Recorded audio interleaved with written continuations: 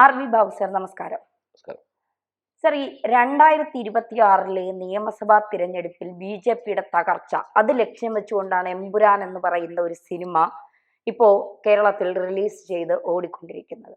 അതിൽ 17 കട്ടൊക്കെ ചെയ്തുകൊണ്ട് cinema re edit ചെയ്തുകൊണ്ടൊക്കെ വരുന്നു എന്നൊക്കെ പറയുമ്പോഴും കേരളം തീവ്രവാദത്തിന്റെ ഹബ്ബാണ് എന്ന് CPM-ന് തന്നെ ഒരു നേതാവ് പറഞ്ഞ കാര്യം നമ്മുടെ മുന്നിലുണ്ട്. എന്നിട്ടും എന്തിനാണ് ഇവർ ഗുജറാത്ത് വരെ പോയത്? ഈ സിനിമയെ സംബന്ധിച്ചിടത്തോളം നമുക്കെല്ലാം ആശങ്കയുണ്ടാക്കുന്ന കുറേ കാര്യങ്ങളുണ്ട്. ഈ സിനിമ വളരെ പ്രതീക്ഷയോടെ കണ്ടവരെ ആശങ്കപ്പെടുത്തിയ കാര്യങ്ങൾ, ഈ സിനിമ കേരളത്തിൻ്റെ സാഹചര്യത്തിലെങ്കിലും അത് ഇസ്ലാമിക തീവ്രവാദത്തെ പ്രൊമോട്ട് ചെയ്യുന്നൊരു സിനിമയാണ് എന്നുള്ളതാണ്.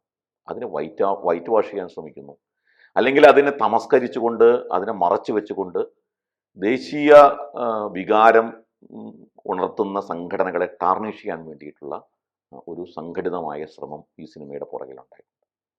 ഇപ്പോൾ നമ്മൾ ഈ സിനിമ തുടങ്ങുന്നത് ഗുജറാത്ത് കലാപവുമായി ബന്ധപ്പെട്ടുള്ള അക്രമങ്ങളെ കാണിച്ചുകൊണ്ടാണ്. ആ അക്രമങ്ങൾ മുഴുവൻ നടത്തുന്നത് ഹിന്ദുത്വ പ്രവർത്തകരാണ്. ഹിന്ദുത്വ സംഘടനകളുടെ പ്രവർത്തകരാണ് എന്ന് തോന്നിപ്പിക്കുന്ന തരത്തിൽ, അല്ലെങ്കിൽ അവരാണ് എന്ന് പ്രഖ്യാപിക്കുന്ന തരത്തിലുള്ള ആളുകൾ നിഷ്കരുണം മുസ്ലിങ്ങളെ, കുട്ടികളെയും സ്ത്രീകളെയും ഒക്കെ നിഷ്കരണം കൊല്ലുകയാണ്. അങ്ങനെ നടന്നിട്ടില്ലേ ഗുജറാത്തിൽ എന്ന് ചോദിച്ചാൽ അങ്ങനെ നടന്നിട്ടുണ്ട്. ഒരുപാട് കൊലപാതകം അങ്ങോട്ടും ഇങ്ങോട്ടും നടന്നിട്ടുണ്ട്. ഈ കൊലപാതകം നടക്കുമ്പോൾ നമ്മൾ മനസ്സിലാക്കേണ്ടത്, സർക്കാർ തന്നെ ഔദ്യോഗികമായി പ്രഖ്യാപിച്ചിട്ടുള്ള കണക്കനുസരിച്ച് 1100ഓളം പേര് കൊല്ലപ്പെട്ടു. അതിനകത്ത് 273 പേര് ഹിന്ദുക്കളാണ്. അപ്പൊ ഹിന്ദുക്കളെ കൊന്നത് കാണിക്കണ്ടേ? ഏകപക്ഷീയമായി മുസ്ലിങ്ങളെ കൊന്നത് മാത്രമാണ് കാണിക്കുന്നത്. ഈ ഗുജറാത്ത് കലാപത്തിന്റെ ഒറിജിൻ എന്ന് പറയുന്നത് ഗോദ്ര സംഭവമാണ്. ഗോദ്ര സംഭവത്തെ കാണിക്കണ്ടേ? ഗോദ്രയാണ് ഗുജറാത്ത് കലാപത്തിന്റെ മുഴുവൻ കാരണം. അപ്പോൾ ഗോദ്രയിൽ നടന്നതിനെ കാണിക്കണ്ടേ? അപ്പോൾ ഇതൊക്കെ, അതായത് ഇസ്ലാമിക തീവ്രവാദത്തിന്റെ എല്ലാ വശങ്ങളും മറച്ചു വെക്കുകയാണ്. ഹിന്ദുക്കൾക്ക് നേരെ നടന്ന അക്രമങ്ങൾ മുഴുവൻ മറച്ചു വെക്കുകയാണ്. ഗോദ്ര മറച്ചു വെക്കുന്നു. ഗോദ്രയിൽ പച്ചയ്ക്ക് 59 പേരെ ചുട്ടുകൊന്നത് മറച്ചു വെക്കുന്നു. 273 ഹിന്ദുക്കളെ കൊന്നത് ഇസ്ലാമിക തീവ്രവാദികളാണ്. പല ഭാഗങ്ങളിലും, അവർക്ക് ഭൂരിപക്ഷമുള്ള സ്ഥലങ്ങളിൽ ഹിന്ദുക്കളെ വേട്ടയാടി കൊന്നിട്ടുണ്ട്. അത് മറച്ചു വെക്കുന്നു. അപ്പൊ ഏകപക്ഷീയമായി മുസ്ലിങ്ങൾ, അതായത് ഗുജറാത്ത് കലാപം എന്ന് പറഞ്ഞാൽ മുസ്ലിം വേട്ടയാണ്. ഇങ്ങനൊരു നരേറ്റീവ് ഇതിലൂടെ കൊണ്ടുവരികയും ഇസ്ലാമിക തീവ്രവാദത്തെ തുടക്കം മുതൽ തന്നെ വെള്ളപൂശുകയും ഹിന്ദുത്വ സംഘടനകളെ ഭീകരന്മാരായിട്ട് ചിത്രീകരിക്കുകയും ചെയ്യുന്നു. ഇതൊന്നാമത്തെ കാര്യം. രണ്ട്, അത് കേരളത്തിന്റെ സാഹചര്യത്തിലേക്ക് വരുമ്പോൾ, കേരളത്തിൽ ഈ ഗുജറാത്ത് കലാപത്തിന്, അക്രമത്തിന് നേതൃത്വം കൊടുത്ത ആൾ, അവര് കേരളത്തിൽ ഹിന്ദുത്വ സംഘടനകളുടെ നേതാക്കന്മാരായിട്ട് അവർ വരികയാണ്. അവരിവിടെ വന്നിട്ട് ഗുജറാത്തിൽ നടത്തിയ അക്രമത്തിന് സമാനമായ സ്വഭാവത്തിൽ ഇവിടെയും അക്രമം സംഘടിപ്പിക്കാൻ വേണ്ടി പരിശ്രമിക്കുന്നു. അവരെന്താണ് ചെയ്യാൻ പ്ലാൻ ചെയ്യുന്നത്? അവർ ചെയ്യുന്നത്, ഈ കേരള രാഷ്ട്രീയത്തെ പിടിച്ചടക്കാൻ, കേരളത്തെ പിടിച്ചടക്കാൻ വേണ്ടി ഇടുക്കി ഡാമിനെ ബോംബ് വെച്ച് തകർത്ത് കേരളത്തിലെ അരക്ഷിതാവസ്ഥ ഉണ്ടാക്കുക, കേരളത്തിന്റെ 2 ജില്ലകൾ തന്നെ അങ്ങനെ മുക്കിക്കളയാം എന്ന് പ്ലാൻ ചെയ്യുന്നു. അതിനെ അങ്ങനെ ഭീഷണിപ്പെടുത്തുന്നു. അതിന് ഇന്ത്യയുടെ ആഭ്യന്തരമന്ത്രിയുടെ സഹായം വരെ തേടുന്നു. ഇന്ത്യയുടെ ആഭ്യന്തരമന്ത്രി കേരളത്തിൽ ഈ അന്വേഷണ ഏജൻസികളായിട്ടുള്ള NIA-യും ED-യും ഒക്കെ ഈ തരത്തിലുള്ള അക്രമങ്ങൾക്ക് കൂട്ടുപ്രതികളായിട്ട് ചിത്രീകരിക്കുന്നു. 600ഓളം കിലോമീറ്റർ നീളമുണ്ട് നമ്മുടെ കോസ്റ്റൽ ലൈന്. 600 കിലോമീറ്ററുള്ള നമ്മുടെ തീരമേഖലയിലൂടെ ഡ്രഗ്സ് ട്രാഫിക് ചെയ്യാം, അല്ലെങ്കിൽ കടത്തിക്കൊണ്ടുവന്ന് അതിന്റെ വിപണനത്തിന് വേണ്ടിയുള്ള പരിശ്രമം നടത്തുന്നു. ആരാണ് നടത്തുന്നത്? ഈ ഹിന്ദുത്വ സംഘടനയുടെ നേതാക്കന്മാരെന്നുള്ള നിലയ്ക്ക് എന്നുള്ളതാണ്. അപ്പോ ഇതൊക്കെ ചിത്രീകരിക്കുകയാണ് ഈ സിനിമ. അങ്ങനെയാണ് കേരളത്തിലെ ഹിന്ദുത്വ പ്രസ്ഥാനങ്ങൾ പ്രവർത്തിക്കുന്നത്. അങ്ങനെ ഏതെങ്കിലും ചരിത്രമുണ്ടോ ഹിന്ദുത്വ സംഘടനകൾക്ക്?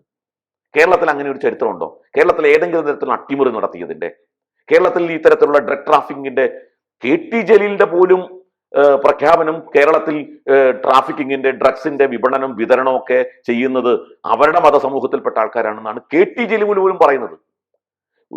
മുഖ്യമന്ത്രി ഉമ്മൻചാണ്ടി പരസ്യമായി പ്രഖ്യാപിച്ച കണക്കിൽ കേരളത്തിൽ ഏറ്റവും കൂടുതൽ ഡ്രഗ്സിലെ പ്രതികളാക്കപ്പെടുന്നവർ മുസ്ലിം സമുദായത്തിൽപ്പെട്ടവരാണ് എന്ന് അദ്ദേഹം തന്നെ വ്യക്തമാക്കിയിട്ടുണ്ട്. 37% പേര് പ്രതികൾ മുസ്ലിങ്ങളാണെന്ന് അദ്ദേഹം, അത് അത്രയാണോ അല്ലേ എന്നുള്ളത് വേറെ കാര്യം, അതിനേക്കാൾ കൂടുതലുണ്ട് എന്നുള്ളതാണ് ഞങ്ങളുടെ പക്ഷം. പക്ഷേ കണക്കിൽ 37% പേര് മുസ്ലിം നാമധാരികളായിട്ടുള്ള ആൾക്കാരാണെന്നാണ്. അപ്പോ കേരളത്തിൽ ഈ ഡ്രഗിന്റെ, ഇപ്പൊ ഈ നടന്ന ആക്രമണങ്ങളുടെ മുഴുവൻ പ്രതികളാരായിരുന്നു? അമ്മയെ അടിച്ചു കൊന്നതും സഹോദരങ്ങളെ മുഴുവൻ അടിച്ചു കൊന്നതും ഒക്കെ ആരായിരുന്നു? അതിന്റെ പ്രതികളാരാണ്? അപ്പോൾ ഇതെല്ലാം നമുക്ക് മനസ്സിലാകുന്നത് ഇതിന്റെ യഥാർത്ഥ പ്രതികൾ അവരെക്കുറിച്ച് ഈ സിനിമ ചർച്ച ചെയ്യുന്നില്ല. മറിച്ച് ഇതിലൊന്നും ബന്ധപ്പെടാത്ത ഹിന്ദുക്കളെ, ഹിന്ദു സംഘടനകളെ ഈ തരത്തിൽ ഡാം ബോംബ് വെച്ച് പൊട്ടിക്കും എന്ന്. ഇത് വളരെ ഗുരുതരമായ ഒരു ആരോപണമാണ്. ഇത് ഗൗരവമായിട്ട് ചർച്ച ചെയ്യേണ്ടതാണ്. ഡാം ബോംബ് വയ്ക്കുക എന്നുള്ള ആശയം എവിടെ നിന്ന് വന്നു എന്നുള്ളത് ഒരു പ്രധാനപ്പെട്ട കാര്യമാണ്. ഈ ആരോപണം ആദ്യം ഉന്നയിച്ചത് തമിഴ്നാട് ഗവൺമെന്റാണ്. 2015 തമിഴ്നാട് ഗവൺമെന്റ് സുപ്രീം കോടതിയിൽ കൊടുത്തിട്ടുള്ള ഒരു അഫിഡാവിറ്റില് ഡാമിന് സുരക്ഷ ഏർപ്പെടുത്തണം എന്നാവശ്യപ്പെട്ടു ആ സത്യവാങ്മൂലത്തിൽ എന്താണെന്ന് വെച്ചാൽ ഡാമിനെ ബോംബ് വെച്ച് തകർക്കാൻ തീവ്രവാദ ശക്തികൾ ശ്രമിക്കുന്നുണ്ട് എന്നാണ്. അപ്പോ 2015 തമിഴ്നാട് ഗവൺമെന്റ് തന്നെ മുന്നറിയിപ്പ് നൽകിയിട്ടുണ്ട്, ഡാമിന് ബോംബ് വെച്ച് തകർക്കാൻ തീവ്രവാദ ശക്തികൾ, ഏത് തീവ്രവാദ ശക്തികൾ ശ്രമിക്കുന്നു എന്നാണ് ഈ തമിഴ്നാട് ഗവൺമെന്റ് പറയുന്നത്. ഇന്റലിജൻസ് റിപ്പോർട്ട്, IB റിപ്പോർട്ട് അനുസരിച്ച് ഇസ്ലാമിക തീവ്രവാദ ശക്തികൾ, മത തീവ്രവാദ ശക്തികൾ ഡാമിനെ ബോംബ് വെച്ച് തകർക്കാൻ ശ്രമിക്കുന്നു എന്നാണ്. ആ ആശയം സിനിമയിലേക്ക് കടമെടുത്തിട്ട് ഇസ്ലാമിക തീവ്രവാദ ശക്തികൾ പറഞ്ഞ കാര്യം അല്ലെങ്കിൽ അവർക്കെതിരെയുള്ള ആരോപണം ഹിന്ദു സംഘടനകൾക്കെതിരെ ഉന്നയിക്കുകയാണ്. എന്ന് വെച്ചാൽ ഭാവിയിൽ ഈ ഡാം ബോംബ് വെച്ച് തകർത്താൽ, നേരത്തെ തന്നെ സിനിമയിലൂടെ ഇത് ഹിന്ദുക്കളാണ് എന്ന് പറഞ്ഞിട്ടുണ്ട്, അതുകൊണ്ട് ഈ ഡാം ബോംബ് വെച്ച് തകർത്തതിന്റെ ഉത്തരവാദിത്വം ഹിന്ദു സംഘടനകളുടെ തലയിലേക്ക് ഇടാനുള്ള ആസൂത്രിതമായ ശ്രമം ഈ സിനിമയിലൂടെ നടത്തി എന്നുള്ള ആരോപണമാണ് ഞാൻ കൊണ്ടുവരുന്നത്. ആസൂത്രിതമായ ശ്രമം. നാളെ ഇത് ബോംബ് വെച്ച് തകർത്താൽ അതിന്റെ ആരോപണം ഹിന്ദു സംഘടനകൾക്ക് മേൽ കൊണ്ടുവരിക എന്നുള്ള ഗുരുതരമായ ഒരു കുറ്റകൃത്യം ഈ സിനിമ ചെയ്തിരിക്കുകയാണ്. അതിന് ഉത്തരവാദികൾ മാപ്പ് പറയണ്ടേ? അതിന് ഉത്തരവാദികൾ ഈ രാജ്യത്തോട് മാപ്പ് പറയണ്ടേ? യഥാർത്ഥത്തിൽ സുപ്രീം കോടതിയിൽ കൊടുത്ത അഫിഡാവിറ്റ്, തമിഴ്നാട് സർക്കാരിന്റെ അഫിഡാവിറ്റ് എന്താണ്? ആ അഫിഡാവിറ്റിൽ പറഞ്ഞിട്ടുള്ളത് മതതീവ്രവാദ ശക്തികൾ ശ്രമിച്ചു എന്നാണ്. ആ മതതീവ്രവാദ ശക്തികൾ ആരാണ്? അത് ഇസ്ലാമിക മതതീവ്രവാദ ശക്തികളാ. അപ്പൊ ഇങ്ങനെയുള്ള ചരിത്രം നിൽക്കെ ഇത് ഇന്ത്യയില് പരക്കെ നമ്മൾ സമാനമായ ഒരുപാട് കാര്യങ്ങൾ കണ്ടിട്ടുണ്ട്. ഇപ്പൊ പുൽവാമയില് സൈനികരെ കൊലപ്പെടുത്തിയതിന് എതിരായിട്ട് മോഡിയുടെ അറ്റാക്ക്, നമ്മുടെ രാജ്യം തിരികെ സർജിക്കൽ സ്ട്രൈക്ക് നടത്തി. എന്തായിരുന്നു ആരോപണം? പുൽവാമയിൽ സൈനികരെ കൊന്നത് ഇന്ത്യൻ സർക്കാർ തന്നെയാണ്, മോഡിയുടെ സർക്കാർ തന്നെയാണ്. എന്നിട്ട് രാജ്യത്ത് ജനങ്ങളുടെ പിന്തുണ കിട്ടാൻ വേണ്ടി സർജിക്കൽ സ്ട്രൈക്ക് നടത്തി. ഈ ആരോപണം കൊണ്ടുവന്നത് ഇന്ത്യയിലെ പ്രതിപക്ഷ കക്ഷികളാണ്. ഗോദ്രയില് തീവണ്ടി കത്തിച്ചത് അത് ഹിന്ദുത്വ ശക്തികൾ തന്നെ കത്തിച്ചതാണ്. എന്നിട്ട് മുസ്ലിങ്ങളെ കൊലപ്പെടുത്താൻ വേണ്ടി അത് ഉപയോഗിക്കുകയാണ് ചെയ്തത്. നോക്കൂ ആരോപണങ്ങൾ എങ്ങനെയൊക്കെയാണെന്നുള്ളത്. മാറാട് കൂട്ടക്കൊല നടത്തി. മാറാട് 2001 അതിനു മുമ്പ് നടത്തിയ കൊലപാതകം, അതിന്റെ തിരിച്ചടിയാണ് 2002 നടന്നത്, ഒരു വർഷം കഴിഞ്ഞ് നടന്നത്. 2001 ഒരു കൊലപാതകം, അന്ന് 5 പേര് മരിച്ചിരുന്നു, 3 മുസ്ലിങ്ങളും 2 ഹിന്ദുക്കളും. ഏകപക്ഷീയമായിരുന്നില്ല 2001 കൊലപാതകം. 2002 അതിന്റെ തിരിച്ചടിയാണ്. അപ്പോ എല്ലാ ആക്രമണങ്ങളുടെയും പുറകിൽ യഥാർത്ഥത്തിൽ ഹിന്ദുത്വ ശക്തികൾ തന്നെ ആദ്യം ഉണ്ടാക്കിയിട്ട് അതിന്റെ പേരിൽ മുസ്ലിങ്ങളെ ആക്രമിക്കുന്നു എന്ന ഒരു നരേറ്റീവ് കൊണ്ടുവരികയാണ്. ഗുരുതരമാണ് ഈ കാര്യം. ഇതിൽ യഥാർത്ഥത്തിൽ ഒരു മാപ്പപേക്ഷ കൊണ്ടോ ഒരു ഖേദപ്രകടനം കൊണ്ട് തീരേണ്ട കേസല്ല ഇത്. വലിയ തോതിൽ ഗുരുതരമായ ഒരു ആരോപണം. ഇതിന്റെ പിന്നിൽ നടന്ന എന്ത് ഉദ്ദേശത്തിലാണ് ഇവർ പ്രവർത്തിക്കുന്നത്, ഇത്തരത്തിൽ ആരോപണം കൊണ്ടുവന്നുള്ളത് തെളിയിക്കാൻ ഒരു ശക്തമായ അന്വേഷണം ഈ കാര്യത്തിൽ ആവശ്യമാണ്. സർ, ഇവർ പറയുന്ന ഒരു ന്യായം, സിനിമ എന്ന് പറയുന്നത് ഒരു കലാസൃഷ്ടിയാണ്, ഒരു ആവിഷ്കാര സ്വാതന്ത്ര്യമാണ്, അതിൽ പല തരത്തിലുള്ള ഘടകങ്ങൾ ഉണ്ടാകും എന്ന് പറഞ്ഞുകൊണ്ടാണ് പലരും ഇതിനെ ന്യായീകരിക്കുന്നത്. ഇപ്പോൾ മാധ്യമങ്ങളെ പോലും വിലക്കെടുത്തുകൊണ്ടുള്ള പല അന്ത്യചർച്ചകൾ കാണുമ്പോൾ നമുക്ക് അങ്ങനെയൊക്കെ തോന്നിപ്പോകുന്നുണ്ട്. പക്ഷേ ഇത് പുതിയതായി വരുന്ന ഒരു തലമുറയെ ഈ സിനിമ വഴിതെറ്റിക്കുകയല്ലേ, ഈ സിനിമയിലെ പല കാര്യങ്ങളും വഴിതെറ്റിക്കുകയല്ലേ? പുതിയ തലമുറ ഈ സിനിമയിലൂടെയാകും പല കാര്യങ്ങളും അറിഞ്ഞു തുടങ്ങുന്നത്. അപ്പോൾ അവർ അറിയുന്ന രീതികൾ ശരിയായതല്ല. അങ്ങനെയാണെങ്കിൽ ഈ സിനിമ മൊത്തത്തിൽ നിരോധിക്കേണ്ടതല്ലേ? അത്തരത്തിലുള്ള തീരുമാനത്തോടെ എന്താണ് പോകാത്തത്? അല്ല, ഈ സിനിമ നിരോധിക്കുക, സിനിമ പിൻവലിക്കുക എന്നുള്ളതിനൊക്കെ നമുക്ക് കുറച്ചുകൂടി ഉദാരമായ ഒരു സമീപനം സിനിമയോടും നമ്മുടെ കലകളോടും ഒക്കെ നമ്മുടെ സർക്കാരുകൾ സ്വീകരിക്കുന്നുണ്ട്. അടിസ്ഥാന പ്രശ്നം ഈ വിഷയത്തോട് എടുക്കേണ്ടത് ഇപ്പോൾ നമ്മുടെ രാജ്യത്തെ ചില തൽപര കക്ഷികളുടെ നിലപാടുകളാണ്. ആ നിലപാടുകൾ ഇരട്ടത്താപ്പ് നിറഞ്ഞതാണ്. ഇപ്പൊ ഈ സിനിമ ആയിക്കട്ടെ കണ്ടാൽ പോരെ, സിനിമയോട് ഇങ്ങനത്തെ ഒരു നിലപാട് വേണോന്ന് ചോദിക്കുന്നവരാണ് കേരള സ്റ്റോറി ഇവിടെ കളിക്കരുതെന്ന് പറഞ്ഞത്. കാശ്മീർ ഫയൽസിനെതിരെ ഇതേ ആരോപണം കൊണ്ടുവന്നത്. അപ്പൊ കാശ്മീർ ഫയൽസും കേരള സ്റ്റോറിയും കളിക്കരുത്, അത് നിരോധിക്കണം എന്നാവശ്യപ്പെട്ടവർ അവരാണ് ഇത് സിനിമയായി കണ്ടാൽ പോരെ എന്ന് പറയുമ്പോൾ അവരുടെ ഇരട്ടത്താപ്പ് വ്യക്തമല്ലേ, അവരുടെ ഉദ്ദേശം വ്യക്തമല്ലേ? അപ്പൊ അവർക്ക് ചർച്ച ചെയ്യാൻ ഗോദർ അവർ ചർച്ച ചെയ്യില്ല. കാശ്മീർ പണ്ഡിറ്റുകളെ 5 ലക്ഷം കാശ്മീരി പണ്ഡിറ്റുകളെ കാശ്മീർ താഴ്വരയിൽ നിന്നും അടിച്ചോടിച്ചതിനെ കുറിച്ച് അവർക്ക് ചർച്ച ചെയ്യണ്ട.